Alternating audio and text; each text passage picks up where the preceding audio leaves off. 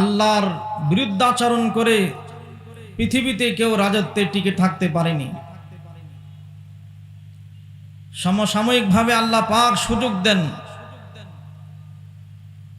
কিন্তু এই সুযোগ গ্রহণ করে তওবা করে যদি ফিরে না আসে, আল্লাহ পাক আপন সিদ্ধান্তে উপনীত হয়ে যান। এটাই আল্লাহ পাকের আদাতুল্লাহ।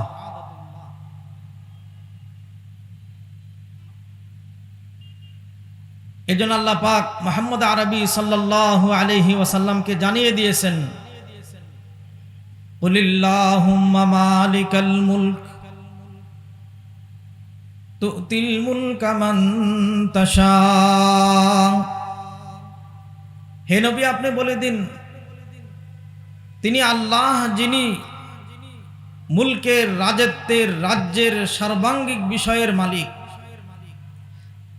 যাকে যখন তিনি ইচ্ছা করেন তা দিয়ে থাকেন, দান করেন। দ্বিতীয়তে ইরশাদ হয়, ওয়া তানজিউল মুলকা মিম্মান তাশা। যার থেকে আল্লাহ নারাজ হয়ে যান, নেওয়ার ইচ্ছা পোষণ করেন, নিমিষের মধ্যেই, কল্পনার পূর্বেই আল্লাহ পাক সেই রাজত্ব ছিনিয়ে আনেন। 2024-এর জুলাই আগস্টে তার নমুনা আমরা দেখছি কিনা বলেন দেখি। কে দেখাইছেন? আল্লাহ দেখিয়েছেন। মানুষ যখন কল্পনা করে যে আর কিছু হবে না, এরপরও হওয়ার শক্তির পরিকল্পনা করার জন্যে সর্ব উচ্চ অঙ্গের শক্তিবান সত্তা কে আছেন? আল্লাহ। একটি সময় মনে করা হয়েছিল মসজিদ, মাদ্রাসা, আলেম, উলামা, কোরআন সুন্নাহের মাহফিল বা সমাগম মনে হয় রুখে গেল। আল্লাহ পাক রব্বুল ইজ্জতি ওয়াল জালাল তার নমুনা এই যুগের মধ্যেও আল্লাহ ইতিহাসের পূর্বের সেই বিষয়কে পুনরুদ্ঘাটন করে দেখায় দিয়েছে। এজন্য কোনো পরিস্থিতিতে লাঞ্ছিত হওয়া যাবে না। নফস এবং শয়তান, পরিবেশ এবং পরিস্থিতি আমাদেরকে আল্লাহর জমিনে আল্লাহর দ্বীন কায়েম করার ক্ষেত্রে বিচ্যুত করতে পারে, লাঞ্ছিত করার চেষ্টা করতে পারে। সচেতন হয়ে ইতিসাম বিহাবলিল্লাহিল মাতিন, আল্লাহ পাকের দ্বীনের আহকামাতের রশিকে ধরে আমাদেরকে চলতে হবে। এজন্য অনেক সময় পরিবেশ আসলে আমরা বেগতিক পরিস্থিতির শিকার হই, যেটা কোনো ঈমানওয়ালার জন্য স্বীয় নয়। ঈমানওয়ালা সর্ব অবস্থায় তাওয়াক্কুলের উপর ভিত্তি করে, পরিস্থিতির উপর সবর করে আল্লাহ পাকের জাতে আকদাসের রহমতের আশাবাদী হবে।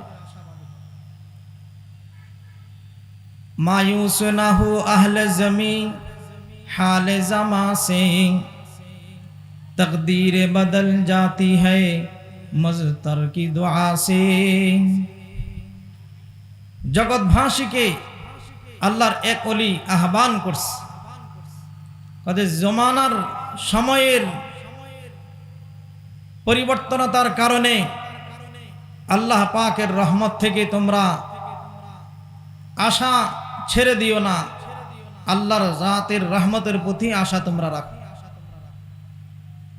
তকদীরে বদল জাতি হ্যায় মুজতর কি দুআ সে।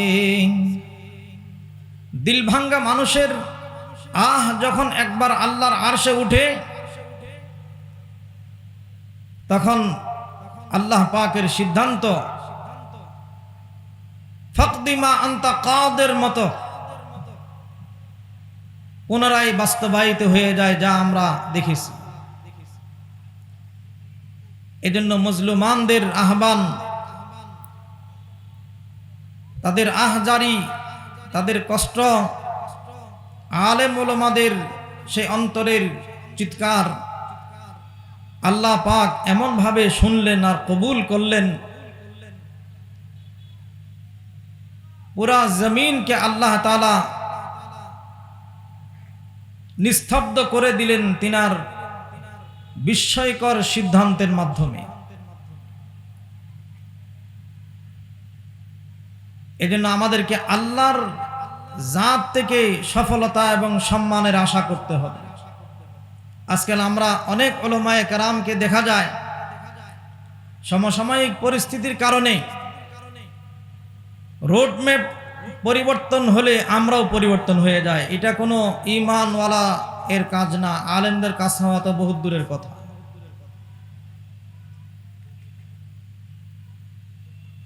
আল্লাহ পাকের ঘোষণা, ওয়া তুইজ্জু মান তাশা ওয়া তুযিল্লু মান তাশা, ইজ্জত তিনি দেন আর অপদস্থ আর বেইজ্জত তিনি করেন। সুতরাং সেই রবের প্রতি আমাদের আস্থা, আশা, আকাঙ্ক্ষা থাকতে হবে। রাজত্বের মালিক তিনি, যাকে ইচ্ছা তাকে দেন, যার থেকে মনে চায় তিনি নিয়ে নেন। সম্মানের মালিক তিনি, যাকে ইচ্ছা তাকে দেন। সম্মান পেয়ে সেটাকে যদি যথাযথভাবে গ্রহণ না করে আল্লাহ পাক তা ছিনায় নেন। আল্লাহ পাকের ইরশাদ, ইন্নাকা আলা কুল্লি শাইইন কাদির। আল্লাহ তিনি যিনি সর্ববিষয়ে শক্তিমান, কুদরতওয়ালা। এজন্য আল্লাহর প্রতি ভয়, ভীতি, বিশ্বাস, আস্থা এবং রহমতের আশা, এই বিষয়গুলিকে লালন করে আল্লাহ জমিনে আল্লাহ দ্বীন কায়েম করার জন্য আমাদেরকে প্রস্তুত হতে হবে। সারা দেশব্যাপী উলামায়ে কেরামের পদচারণা হচ্ছে, কি করে স্থায়ীভাবে আল্লাহর জমিন নাস্তিক মুক্ত হয়, কোরআন এবং সুন্নাহের বিধান এর বাস্তবায়ন আর আলোচনা শুধু মাদ্রাসা মসজিদের চার দেওয়ারের মধ্যে যাতে সীমাবদ্ধ না থাকে, জেলা, থানা, ইউনিয়ন, গ্রামগঞ্জ, ঘর ঘর যাতে আল্লাহ পাকের দ্বীন প্রতিষ্ঠা হয়, এই জন্য যে কার্যক্রম প্রতিক্রিয়া যা শুরু হয়েছে, এতে আমাদেরকে যার যার অবস্থান থেকে শামিল হতে হবে। আমরা তো এর আছি না ইনশাআল্লাহ।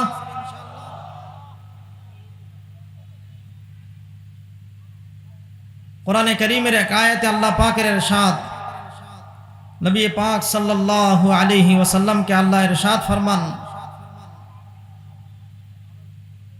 ওয়া মিনান নাস মান ইয়াকুলু আমান্না বিল্লাহ ওয়া বিল ইয়াউমিল আখির ওয়া মা হুম বিমুমিনিন ইউখাদিউনা আল্লাহ ওয়াল্লাযীনা আমানু ওয়া মা ইয়াখদাউনা ইল্লা আনফুসাহুম ওয়া মা ইয়াশউরুন। আল্লাহ পাক রব্বুল ইজ্জতি ওয়াল জালাল সূরাতুল বাকারা আয়াত 8 এবং 9 ইরশাদ ফরমান, নবী পাক সাল্লাল্লাহু আলাইহি ওয়াসাল্লাম ইকামতের দ্বীনের কাজ যখন শুরু করলেন, কিছু কিছু ক্ষেত্রে অনেক মুনাফিকের প্রোপাগান্ডার সম্মুখীন হতে হয়েছে। আমাদের আহলুস সুন্নাহ ওয়াল জামাতের আকীদা, আল্লাহর হাবিব সাল্লাল্লাহু আলাইহি ওয়াসাল্লাম গায়েব জানেন না, ফলে তিনি সকলের প্রতি ভালো ধারণা করতেন। জাহেরের উপর বিশ্বাস করে তিনি সিদ্ধান্ত নিতে বাধ্য হতেন। আল্লাহ পাক রব্বুল ইজ্জতি ওয়াল জালাল ওহির মাধ্যমে জানায়ে দিতেন। কোরআনে কারীমের সূরাতুল বাকারা আয়াত 8 আল্লাহ পাক ইরশাদ ফরমান, ওয়া মিনান নাসি মান ইউমিনু বিল্লাহি ওয়াল ইয়াউমিল আখির।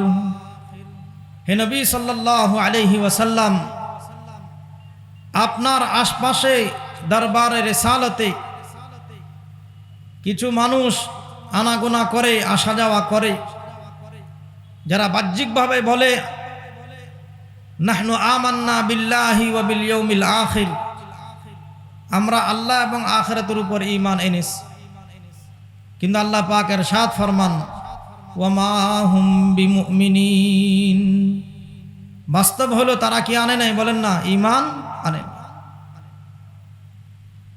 এই লোকগুলি, এই মুনাফিকগুলি মনে করে মুসলমানদের নবী, সাহাবাদেরকে, নবীকে, উম্মাহকে আমরা ধোঁকা দিয়ে যাচ্ছি, কিন্তু আল্লাহ পাক ইরশাদ ফরমান ইউখাদিউনাল্লাহ ওয়াল্লাযীনা আমানু, এরা বলে মুহাম্মদ সাল্লাল্লাহু আলাইহি সাল্লামকে নয়, শুধু তিনার রব আল্লাহকেও আমরা ধোঁকা দিই, ঈমানদারদেরকেও আমরা ধোঁকা দিই। নাউযুবিল্লাহি মিন। আল্লাহ তাআলা ইরশাদ ফরমান ওয়া মা ইয়াখদাউনা ইল্লা আনফুসাহুম ওয়া মা ইয়াশউরুন, এরা তো ধোঁকা নিজেদেরকে দিচ্ছে, নবীকে নয়, ঈমানওয়ালাদেরকে নয়, আল্লাহকে নয়। মুনাফিকি করে নিজের আমলনামা নষ্ট করে নিজেদেরকে ধোঁকা দিয়ে তারা জাহান্নামের প্রতীক হচ্ছে, তারা নিজেরাই নিজেদের ক্ষতি করছে। এজন্য এই সময়ে বাহ্যিকভাবে অনেক চাকচিক্যতা আমাদের আঙ্গিনায় হানা দিচ্ছে। উলামায়ে কেরামকে, ঈমানওয়ালা, আল্লাহওয়ালা, আল্লাহর বান্দাদেরকে এই প্রেক্ষাপটে অত্যন্ত সতর্ক হতে হবে। কোন রাস্তা আমরা অবলম্বন করব? আল্লাহ দ্বীন কায়েম করণের স্লোগান অনেকে দিচ্ছে, বাস্তবিকভাবে আল্লাহ এবং তার রাসূলের পক্ষ থেকে সত্যায়িত অবস্থা কাদের ব্যাপারে আছে সেটা নির্ধারণ করতে হবে, নির্ণয় করতে হবে। আর যদি আমরা সতর্ক না হই, ইসলামের শুরু লগ্নের ইতিহাসে সাহাবাদের বিভিন্ন গুরুত্বপূর্ণ মিশনের মধ্যে যেরকম পরিস্থিতি হয়েছে, সেই পরিস্থিতি আমাদেরও হবে। এজন্য আল্লাহ পাক রব্বুল ইজ্জতি ওয়াল জালাল বড় ধরনের সুযোগ আমাদেরকে দান করছেন। এই সুযোগকে আমাদের হাতে নিতে হবে।